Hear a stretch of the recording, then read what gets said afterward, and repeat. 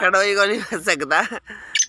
मसला के समझ में नहीं आ रही थी बात है। तीतर ना अपने पाँव पे खड़ा नहीं हो रहा था, इसके पाँव फिसल रहे थे।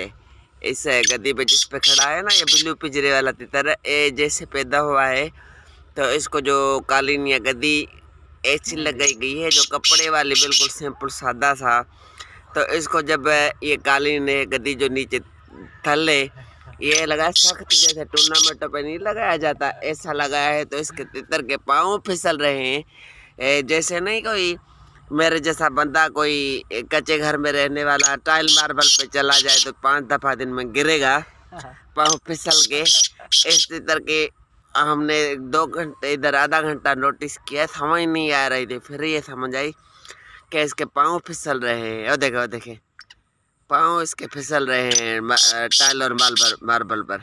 और देखे, और देखे, ये देखे, देख लिया आपने। ये हम जैसे भी जब किसी टाइल मार्बल पे चलते हैं तो हमारे भी पाँव फिसलते ऐसे ही, या ऐसा नया बंदा फिर वो गिर जाता है। ये देखे इस तीतर के साथ ये मुसीबत है।